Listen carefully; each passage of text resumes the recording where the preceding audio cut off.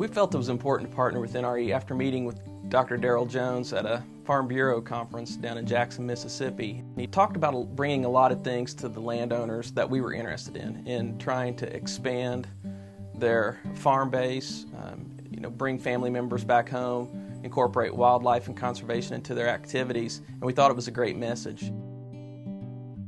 We started this tree farm back in 1985 as a diversification of our grain farm. We raised corn, soybeans, hogs, and cattle back then, and we settled on Christmas trees. When we diversify, we spread our risks. If we have a crop failure, then the Christmas trees is still there and hopefully won't have a failure in everything in the same year.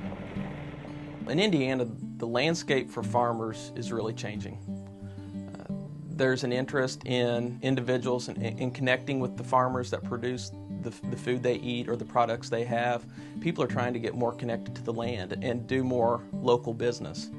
And so then farmers have had an opportunity to really expand who their customer base is. They've had a lot more people come to them and want access to property. So many people are removed from the land anymore.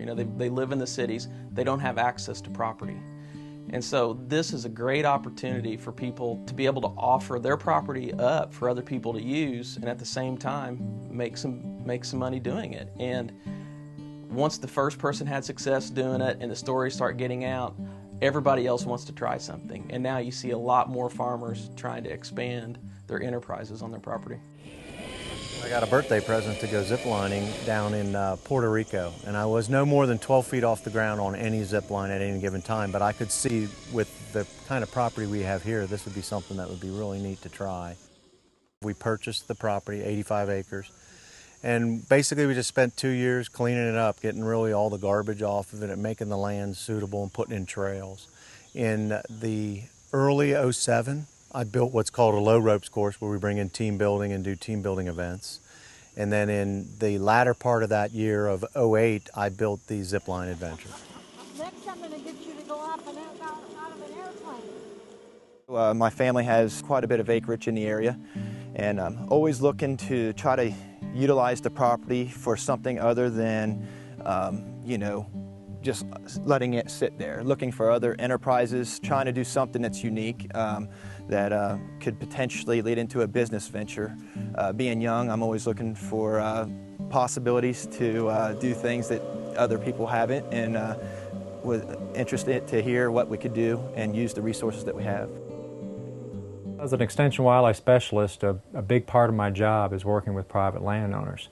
And there's a lot of private landowners in Indiana. And so when I heard about this program, I thought this might be a new way to work with those audiences in a different way and attract some people that maybe hadn't given wildlife management consideration. I just take care of it. I keep it in pristine condition.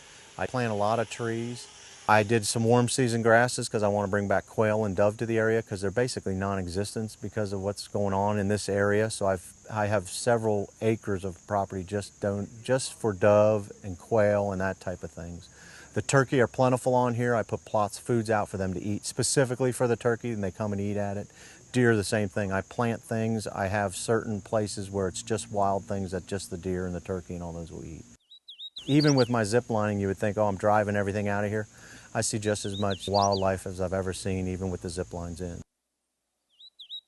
I think just from a financial aspect, you talk about diversification because the future is unknown.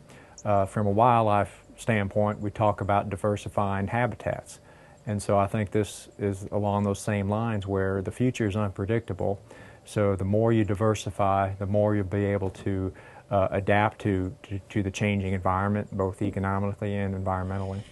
They need to bring in that revenue, figure out different revenue streams, and what I've done here is just giving people an option where you can make other revenue, but you can still enjoy the tranquility and the peace and the wildlife. What the Natural Resources Enterprises does is it gives you alternatives on how can I make my property still make me some income, but protect us in the future.